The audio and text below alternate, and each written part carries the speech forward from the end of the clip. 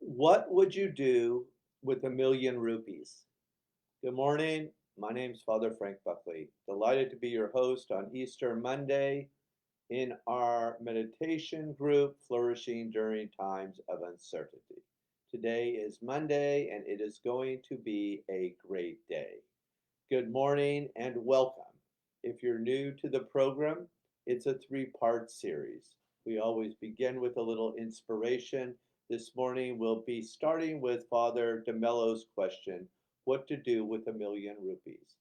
Second will be the heart of the matter, where we engage our morning practice. We give the first part of the morning to God through a contemplative practice, and then we just allow the rest of the day to unfold as she will. And the last part, we just end with a Jesuit examen where we look over the last 24 hours and notice where God has come alive for us in new, unusual, and beautiful ways. So, on this beautiful Monday morning, let's start with just a little prayer. Some prayers we have. Let's begin with Eleanor has asked us to pray for a friend's little baby, Luca, who is struggling at this time. So, Eleanor, maybe you can give us a couple more details in the comment box. And also, this Ignatian meditation group is also a time to build community and celebrate one another. I'm very happy to announce that today is Cynthia's birthday. And Cynthia, I always knew I loved you, but I'm also have a preferential option for fellow Aries. So happy birthday, Cynthia. You have been with us since day one and such a beautiful part of this community. Prayers for you that you have a beautiful day today, celebrating your life. So let's get into this question of what to do with 1,000,000 rupees. Here's what Father DeMello suggests.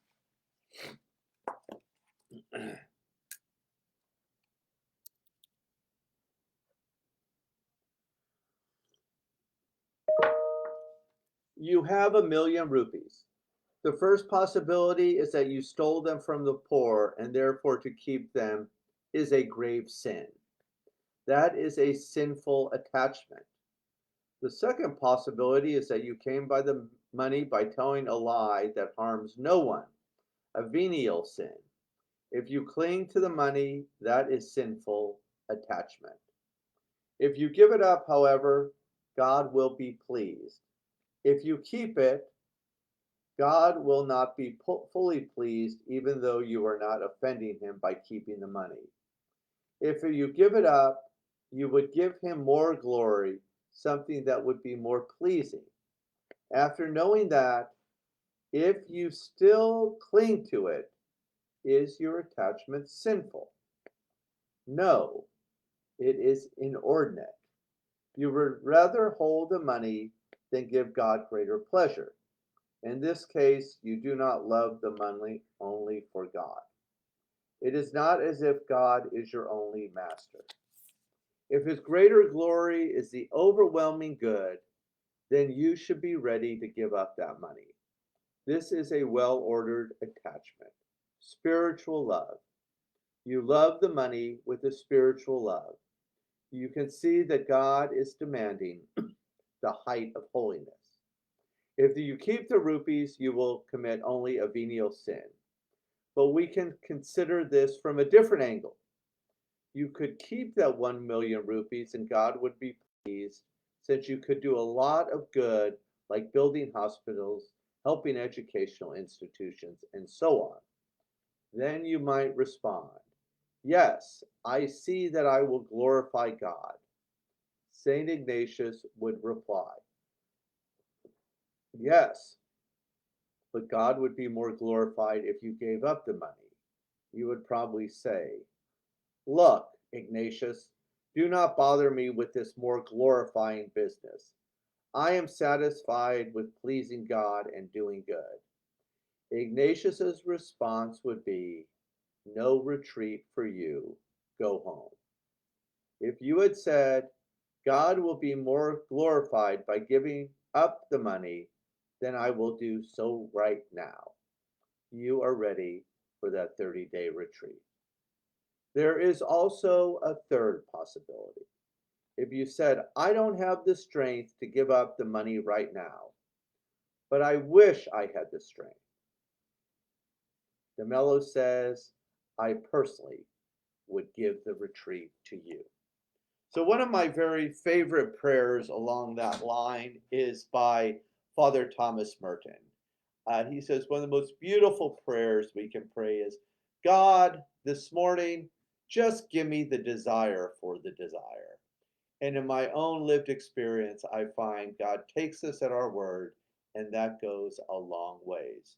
So, what a beautiful Easter Monday here in Hollywood, and what a beautiful way to enter our morning practice than just by asking God to give me the desire for the desire. Let's begin. I invite you to remove your shoes, get comfortable while I lower the lights.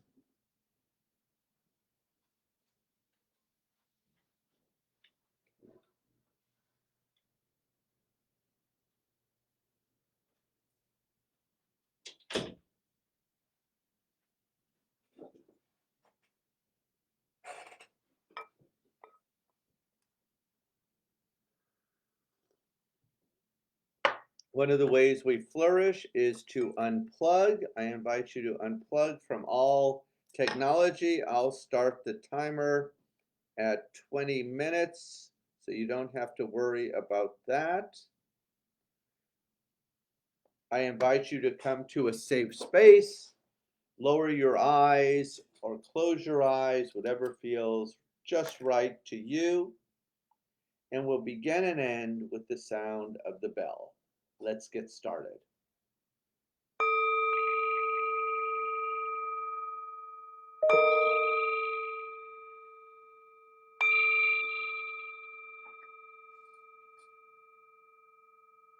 What to do with that million rupees?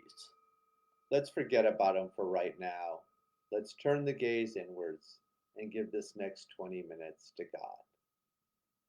Listen, listen, the sound of this beautiful bell returns us to our true home. It's easy to get lost, to lose the way. One thing that helps is to be grounded. One of the ways we get grounded is by connecting to our body through diaphragmatic breath. Together as a community, 3 times, let's breathe in through the nose, out through the mouth, connecting ourselves to our body and our world. Together as a community, inhale, and open mouth, exhale. Beautiful. 2 more times. Inhale and exhale. Last time, best effort. Inhale and exhale. Continue to breathe on your own. Take the attention to the body. We always start with the feet. Feel the feet placed onto the earth, our mother, and just notice the sensations.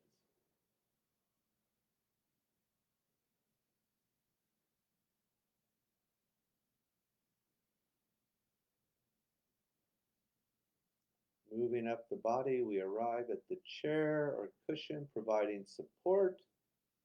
We all need support in our life. Let's just focus on where we felt supported this last weekend.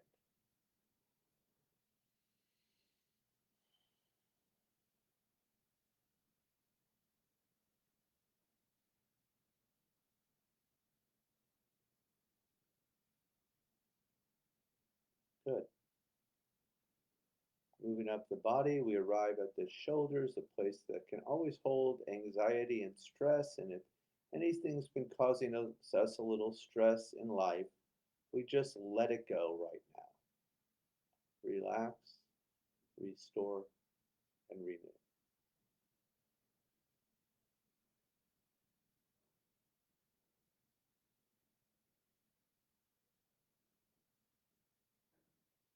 Moving towards the front of the body, we arrive at the heart, the place the spiritual world touches the physical world, and we cultivate an attitude of gratitude. Let's see if we can come up for something this morning for which we're grateful and just name it in a word.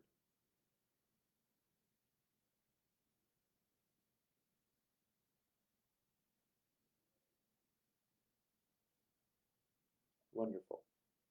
Gently take that word and place it towards the back of your heart. And as a community, we'll breathe one time into that gratitude. Inhale and exhale. And just notice what you feel. We feel to heal.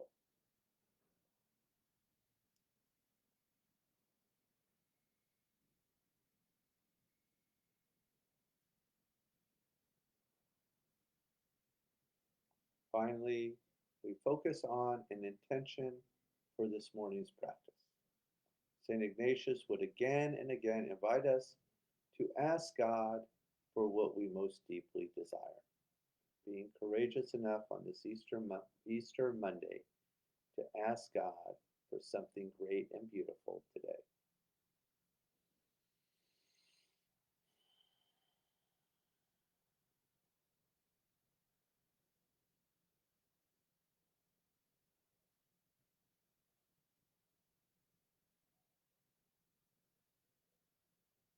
And we seal that intention with an inhale and exhale. Continue to breathe on your own. Engage your sacred word. Repeat it 4 or 5 times. Listen to the sounds and the beat of your breath. Please continue.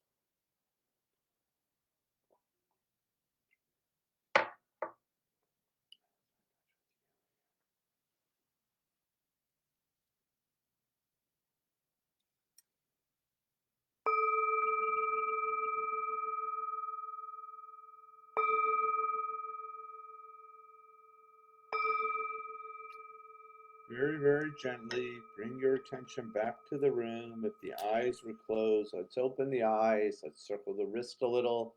Bring a little energy back into the body. Reverse the train. Go the other way. Healthy spine, healthy body. Inhale, raise those arms up. Exhale, lean to the left. Oh, inhale back to center. Exhale to the right.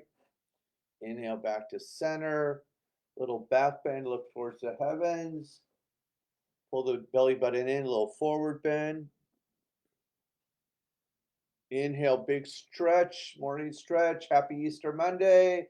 Exhale, release the hand, shake it out. Wonderful job, everyone. Now we'll move into the third part of the program where we just do our little Jesuit Ignatian Examine. Look over this Easter weekend. Notice where you find God. If you're new, I see a few new faces. Drop a comment in the box. Tell us where you're from. Welcome. We think you found the best contemplative community in Hollywood. Also, feel free to tell us where God came alive for you over this Easter Sunday. For me, the Easter Sunday 11 a.m. Mass was amazing. I had invited a lot of people from the food pantry to come and a lot of friends, and then I started getting all kind of calls that it had sold out. So how wonderful that people are coming back to Mass as we move through this pandemic. It seems like the vaccines are helping. We're very grateful for the online liturgies. And I always say, Blessed Sacrament is the gem of Hollywood. It was so wonderful to be part of that community for the Easter morning celebration at 11. Second place, God came alive for me. My niece got back from her trip to the East Coast looking at colleges, and it was really the trip of a lifetime. I am so grateful to my sister's friends, Kara and Natalie, for taking her, and it really was an amazing trip. And then last but not least, how much do I love this community? So grateful for Cynthia's birthday, for the rest of you, for showing up in so many beautiful ways, and to have a community where to give the first part of our morning to God. I cannot think of something more needed in my own life and the world today. Have a beautiful Easter Monday. I cannot wait to see you on Tuesday. God bless you.